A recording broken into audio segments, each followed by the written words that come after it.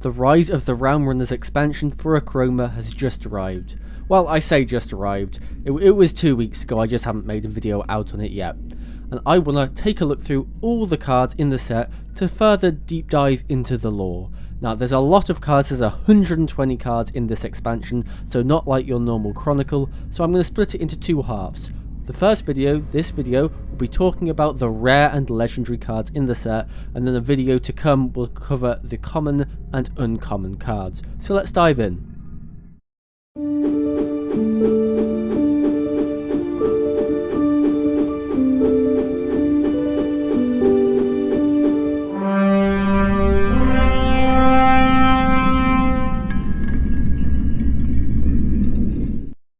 Now, before I get into the video, I just want to preface two things. The first one is that a lot of these words that I will pronounce here are from different languages, and I'm really bad at pronouncing other languages, maybe because I'm British. So if I pronounce it wrong, which I will, I just will. Please don't be offended or anything. I will try my hardest, but my hardest probably isn't good enough. And number two, I'm making this video based on the assumption that in the individual palettes that these cards came in, that the Realm Runner will be from the respective realm for that palette. So for example, Haruto is in a palette with Salem Planum cards, so I'm going to assume he's ended up in the Salem Planum along with the Realm Relic that I'm guessing he used being the same one in the palette. Okay, so let's start things off with Haruto. So Haruto has found the Golden Apple of Eris. The Golden Apple. Now, diving into the Golden Apple of Eris, I've done a Google search and a quick bit of research on each of these realm relics because they actually have quite a bit of lore. When I say lore, they have history planted in the real world. Like for example, the Golden Apple of Eris, also known as the Golden Apple of Discord, was what the goddess Eris, who was the goddess of strife and discord, tossed in the midst of the feast of the gods at the wedding of Peleus and Thetis as a prize of beauty, thus sparking a vanity-fueled dispute among Hera, Athena and Aphrodite that eventually led to the Trojan War. So this is an actual piece of mythology, of Greek mythology, as a card, so which implies that in the Terraplanum these gods actually did exist. And this will be a common theme as I show you off some of the other realm relics. Now Haruto's just a child who took a moment to play outside in a radiation safe zone, found this relic, then just got transported to the Salem Planum. So either a good day or a bad day for him, I guess. Moving on, we're going to look at the next Salem Planum Realm Runner, being Fisto. Now Fisto has found the Sinti-Mani stone. I've done search on this, and it closely resembles the Sinti-Mani stone, which is a wish-fulfilling jewel within both Hindu and Buddhist traditions, said to be the equivalent of the Philosopher's Stone in Western alchemy. Now, this could be a link, it could be telling us about the Sinti-Mani stone as this card, or it could be totally different. It is a different spelling. And now Fisto, he's just your run-of-the-mill magician, so I think he's found himself in the perfect realm in the Salem Planum, because he's with actual witches and wizards, and he's going to look like a quack. Hello, Editor's Trader here.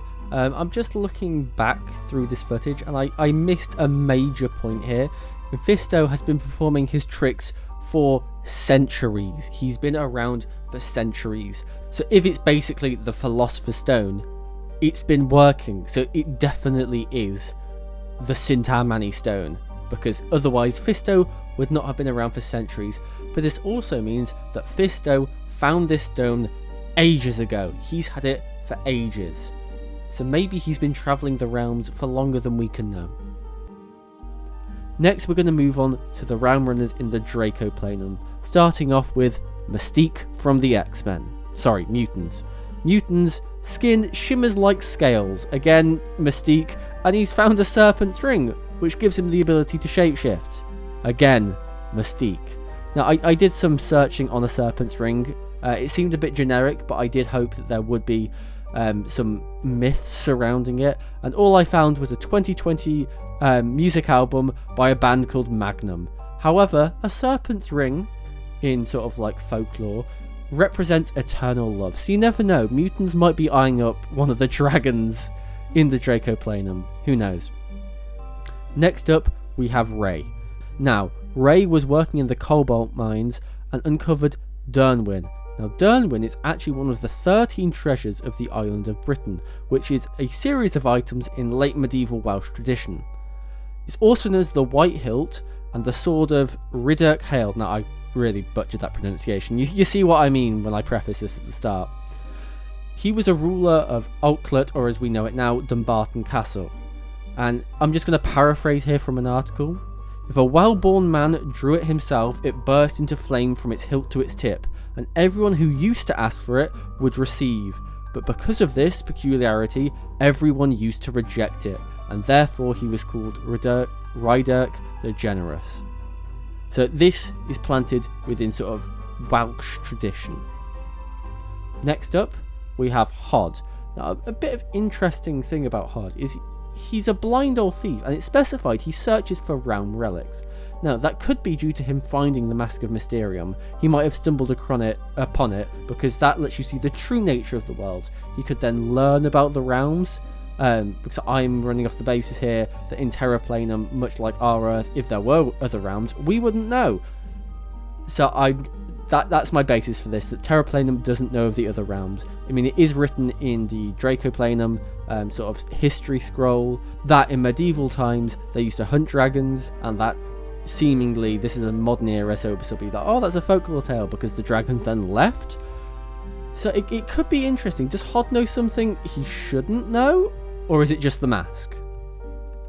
Next up, we're moving to Sparata with Yana, a young refugee thrown through a portal by a relic, and she has the Jamshid Orb, a crystal globe that gives the holder eternal life.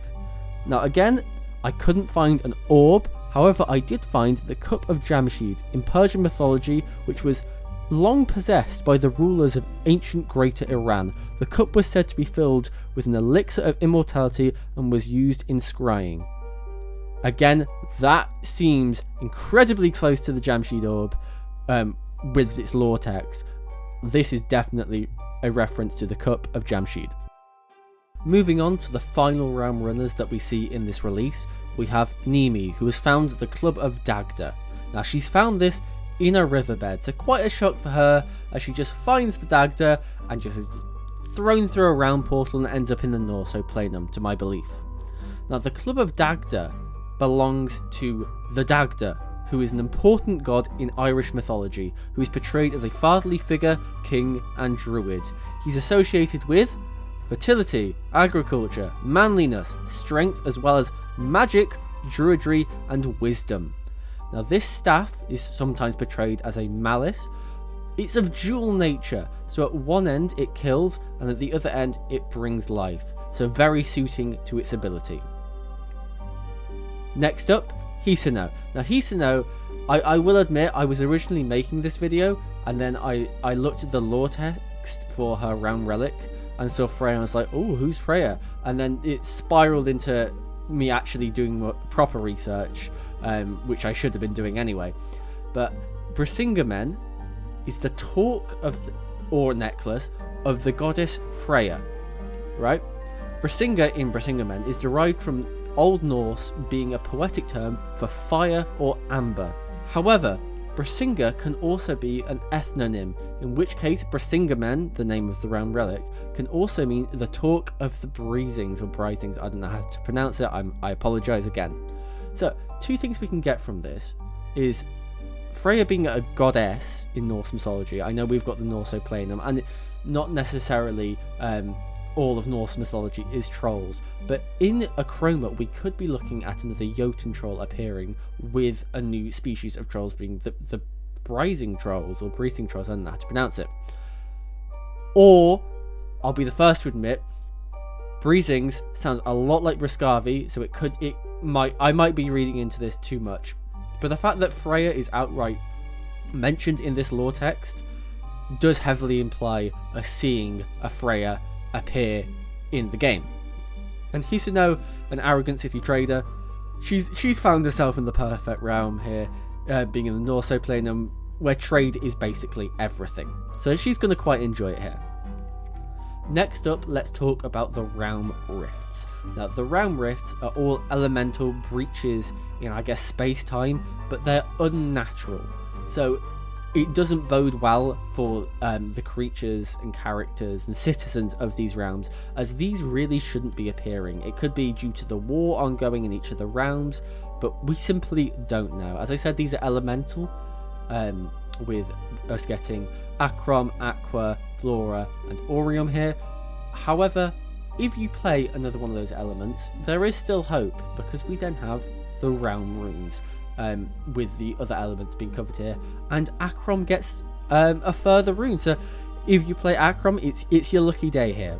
Now, each of these cards are elemental, but looking into the rune names, they are actual runes that have been used here on Earth. So they represent Algiz is Z, Pyorth is P, Izaz is I, and Kaunan is K. Now, Z and P are from the Elder Futhark runic alphabet, with Z meaning protection basically. P, in an Anglo-Saxon rune poem, is described as a source of recreation and amusement to the great. Now, this doesn't really suit Achrom in my mind, as recreation and amusement and Achrom don't seem to go hand in hand. So it could just be an oversight and I'm just looking into it too much, or it could show us something deeper about Achrom, being a possibility of there being a higher power manipulating these realms with Achrom for their pleasure and enjoyment. I means ice in Younger Futhark, and K, also known as Kanaz, is torch, based on its Anglo-Saxon name. Now, let's talk about the rare cards we get in these set. There are 2 rare cards for each realm, one being Achrom, one being Chroma, and also one being an object and one being an action. So starting off with Salem Planum again, we have the Achrom Converter. Now, the first thing that sort of stands out here is within the Achrom cards we have in the Salem Planum, they're Oculists, which we don't really see anything technical or mechanical coming out of them. We only really see that coming out from the Magus Elite. So possibly one of 2 things here. Either a Hexclunker engineer has possibly gone rogue and created this, or they've come across some Hexclunker parts and have converted them to Achrom to puzzle the engineers and just pump out a continuous stream of Achrom. And next up we have the Chromatic Shield. Now, in the lore text for Chromatic Shield, it's described as the Magus Elite Defender's protective spell. Defender, which is interesting. So far, I'm going to call them grunts. We have the Magus Elite Agent, Magus Elite Detective, Inspector, Enforcer, and Protector.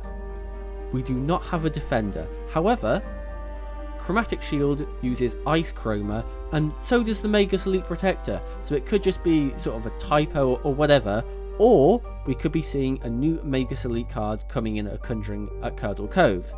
Moving on to the Draco Planum, we have Ornithopter and Bathed in Achrom. Starting off with Ornithopter, it's a traditional mode of transport developed by the monastery monks over generations. So these bold little fellas got a bit jealous of the dragons and drakes flying around, so decided to make a glider.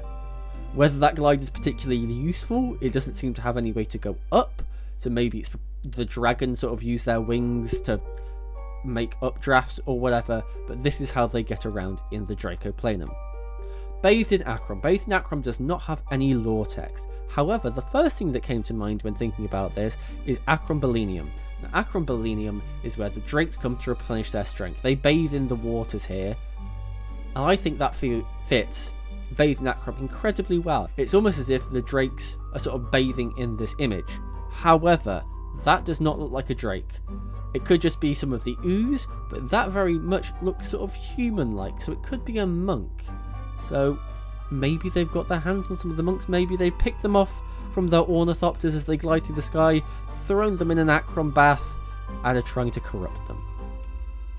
Moving to Sparata, we have King Craven's Katana and Awaken the Guardians. Now, King Craven's Katana, we see it in his image here, and it's described as always sharp and able to cut down anyone who challenges him, which seems quite morbid. I know we've got wars in all the realms, but just it being outright written there is sort of like, oh, whoa, this is getting serious now. And Awaken the Guardians, we've known about this card for a long while. It was in a competition, whoever drew the likeness closest to that from just the name and the lore text won something or did something, I can't remember. but it is a beautiful card, and it is representing the Guardians of Flutterby Falls, being stone dragons gifted by the Dracoplanum for the Spartaplanum's years of painting their realm. Now these can get woken up in times of need, so I'm guessing this is the sort of ritual stand of where they awaken them, and it again features sort of an aqua dragon and a fire dragon. Now these could just be the elements of the dragons that protect them, but it is interesting how we've already got a fountain within the school that spews the same elements that they're being reused here.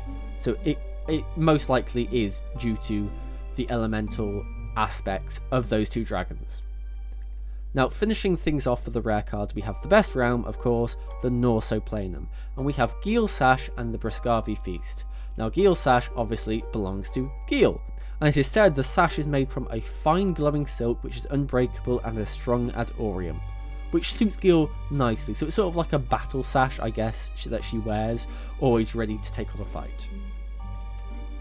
Briscavi Feast, however, I'll be honest, from a distance it looks quite nice, but as you get up closer you'll notice it's almost like a tar all over it, and I'm guessing this is from the Briscavi land being corrupted by Achroma and their lake as such, sort of seeping into their food.